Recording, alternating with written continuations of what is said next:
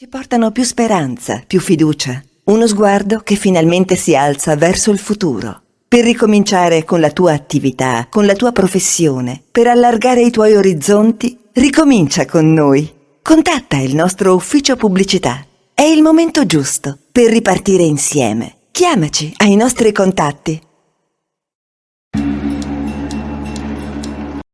I Carabinieri del Nucleo per la tutela patrimonio culturale di Udine, in collaborazione con il personale della Sovrintendenza per l'archeologia e le belle arti e il paesaggio del Friuli Venezia Giulia e con l'Università di Udine, hanno effettuato in questi giorni un'attività di monitoraggio del litorale che si affaccia davanti alle spiagge della città di Grado. È stato effettuato questo servizio sulla motovedetta che è presente presso la stazione di Grado ed è stato ottenuto il supporto fondamentale dei carabinieri del nucleo sommozzatori di Genova.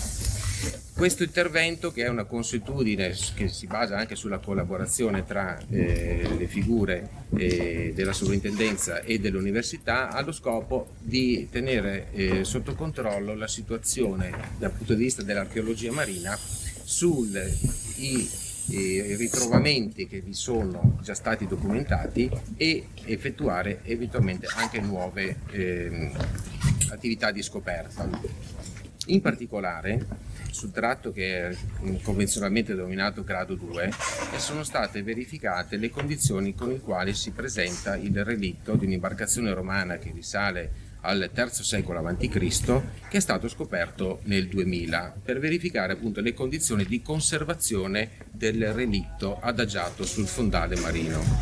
Nel tratto che si adagia nella zona convenzionalmente denominata grado 6, invece sono state eseguite delle ulteriori ricerche dalle quali sono stati recuperati dei frammenti di anfora risalente appunto al periodo antico. Questa mattina il servizio prosegue attraverso una risalita del canale navigabile detto delle Mee che da Grado conduce ad Aquileia.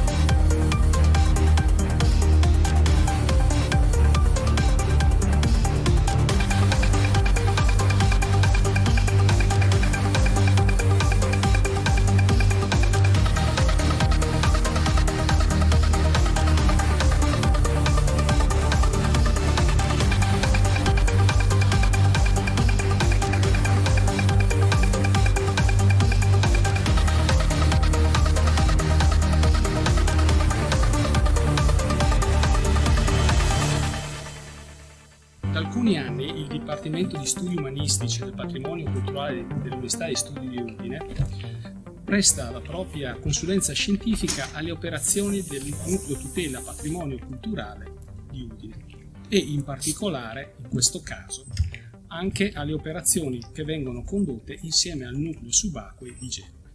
Infatti l'Università di Studi di Udine ha al proprio interno un proprio nucleo che si occupa ormai da 15 anni di archeologia subacquea.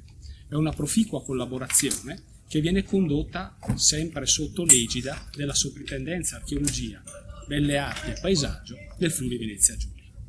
Quindi un insieme di istituzioni a supporto del territorio, perché le azioni di tutela e ricerca sono sempre svolte per il bene comune, perché il patrimonio culturale è patrimonio di tutti.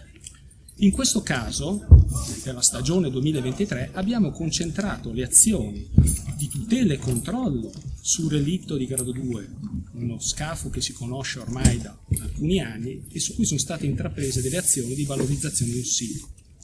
E soprattutto ci siamo concentrati per verificare quelle che erano delle segnalazioni e anomalie. Le anomalie vuol dire qualcosa di diverso dal fondale, qualcosa che alla risultanza delle indagini geofisiche è diverso da quello che vi è intorno. In questo caso è stata individuata una struttura morfobatimetrica, cioè qualcosa che sul fondo aveva una forma e delle dimensioni insolite, all'interno della laguna di Grado.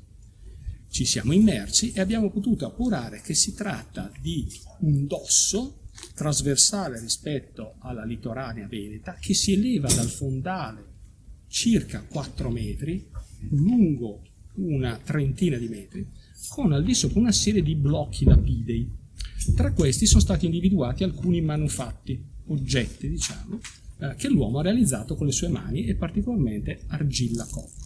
In questo caso è stata trovata questa tipologia anforica molto interessante, al nome scientifico di Dressel 2.4 di Kos, perché la prima produzione è stata attestata nell'isola di Kos, nella parte orientale delle isole greche, in area Egea, e si colloca tra la fine del I secolo avanti Cristo e tutto il I secolo d.C. Chiaramente quello che ci arriva è una parte mutila, ma per noi archeologi è comunque interessante perché abbiamo tutti gli elementi per poterla datare e fare alcune considerazioni. Ad esempio questa era un'anfora che trasportava vino su lunga distanza. Ripeto, qui in mutila ad esempio dobbiamo immaginarci che quest'ansa e il manico, ve ne erano 2, proseguivano in altezza e poi piegavano circa 30 gradi, un po' come delle orecchie di pipistrello.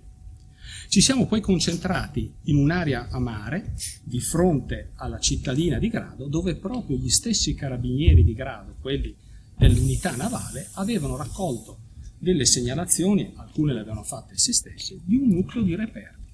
Sono stati così raccolti una serie di reperti, qui ne abbiamo selezionati alcuni più parlanti da mostrarvi, che consistono ad esempio sempre in un'anfora, quindi sempre un contenitore da trasporto, sempre da vino, in questo caso abbiamo una Dressel 6, più o meno alla stessa epoca di questa, quindi siamo tra la fine del I secolo avanti Cristo e tutto il primo dopo, e poi questo interessantissimo nucleo che è di una cronologia completamente diversa. Queste 2 anfore sono di produzione egea, si chiamano Late Roman, quindi periodo tardo della romanità, siamo V-VI secolo d.C., quindi diciamo che tra queste 2 anfore ci sono oltre 400 anni di distanza, benché antiche, e questo che è un fondo, l'ho mostrato ritorto, in realtà questo va mostrato al contrario, e dobbiamo immaginare che qui ci sono i lati di un bacino in ceramica grezza che è cronologicamente compatibile con questo nucleo, quindi sempre materiale di V-VI secolo.